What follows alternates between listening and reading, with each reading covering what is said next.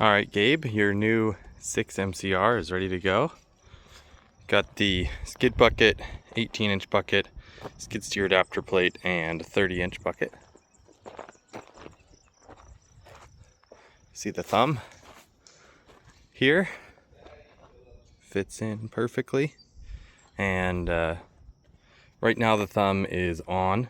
When you want to use the compactor or auxiliary hydraulics, you've got to turn it off. Just turn that and then turn this. Now the thumb flow is shut off, and flow will come instead of here to your auxiliary circuit. Same on the other side. And with the compactor, you're going to hook up here to your return line, and that is a 3/4 inch fitting, and here to the pressure line, which is a 1/2 inch fitting, so you can't mess it up.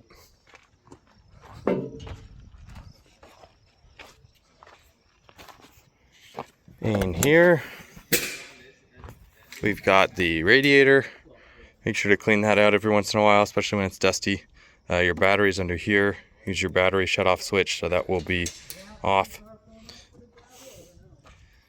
Here is your grease points.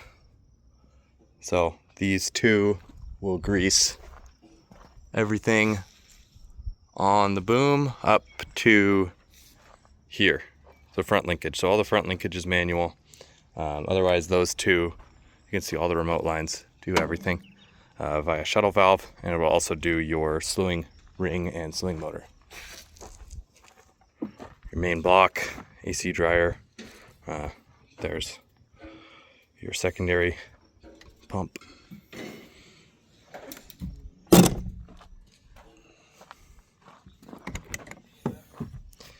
And we've got your fuel filters. Everything was just serviced for you. Engine oil filter, engine oil fill there, and an engine oil fill there, depending on what kind of funnel you got.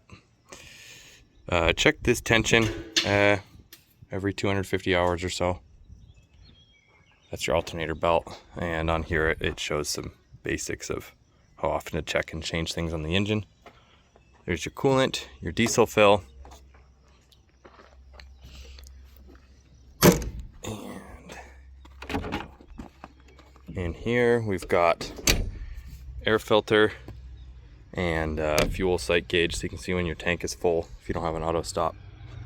Filler, windshield washer fluid, and then acceptable coolants are listed right there. Track tension is also very important, especially in the first 100 hours. So you go to the middle roller, and there's a metal tool that will fit in between this roller and the bottom of this once it's picked up. And if it fits but doesn't go all the way through, then you're good.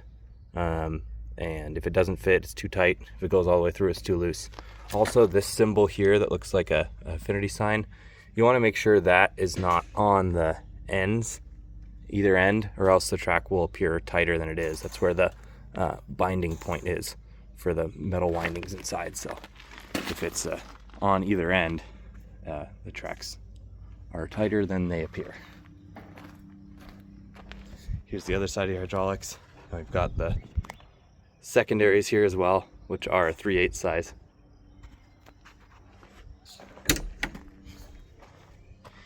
In the cab, we've got your filter kit up here, and then down behind the seat, that yellow bag, there is the toolkit.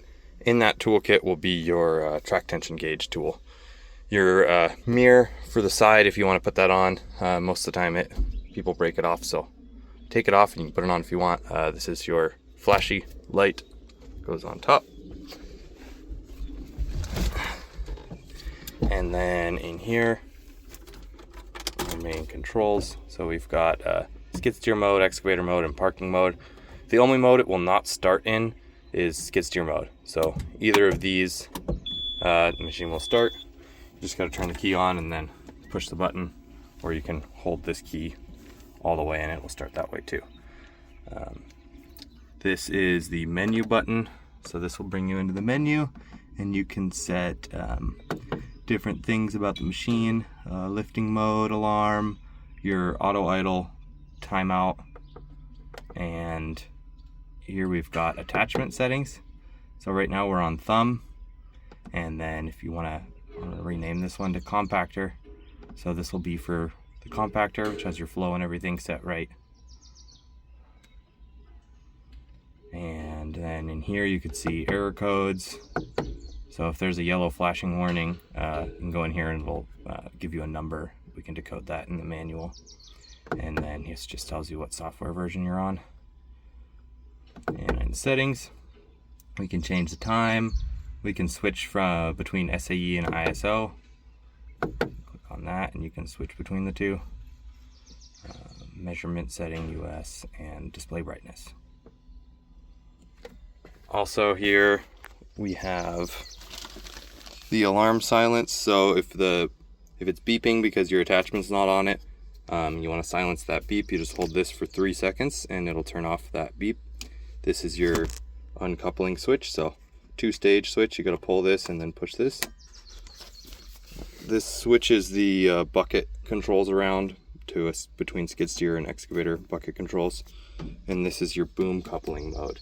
So when you hit that switch, the light comes on there telling you that your dipper stick and adjustable boom are coupled together, and that will be this left stick here. When it's uncoupled, you can also switch between which boom the foot pedal is controlling with this button. You see that switch between the foot pedal. It switches the boom and foot pedal. So normally this is the boom and the foot pedal is the adjustable boom. When you push this button on the right joystick here, it switches it so your foot pedal is your boom and your stick is your adjustable boom. If that's too confusing, just leave it in one mode and whatever feels best. Also in coupling mode, when both cylinders move at the same time, you can also hold this button to isolate the dipper stick. So now instead of both moving at the same time, while you're holding this, only the dipper stick moves. We can turn off auto idle here. You've got windshield wipers, windshield washer, lights, hydraulic lockout, and continuous flow. This little hammer signal, that's what you're probably going to want to use for your compactor most of the time. So you turn that on and it'll just keep going. You can also use this to activate the auxiliary on the compactor, just one way.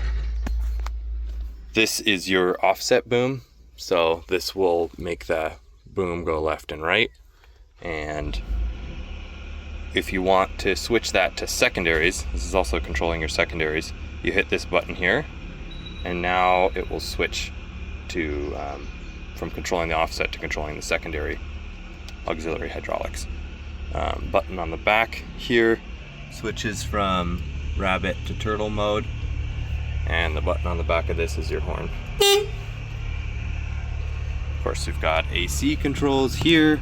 So this turns on the compressor, and you're just going to want to make sure that this is all the way cold, because even if it's one notch, you see there, one notch, when we switch to AC it turns blue and it's hard to tell, but it'll still be warm. So we've got to just make sure that's all the way down, and then our AC will be as cold as it can be. Alright, blades here, throttle, and I think that's about everything. You can switch the camera from rear to side to no camera right there. Alright, thanks Gabe. We're hoping for a safe journey all the way to Hawaii for you, and yeah, have a good one. Just a quick note on the compactor here. We've got our pressure line, and that will go on the left side like it already is, and then return line is on the right side, which is where it plugs in. So that should be pretty simple. This compactor has a backfill blade as well.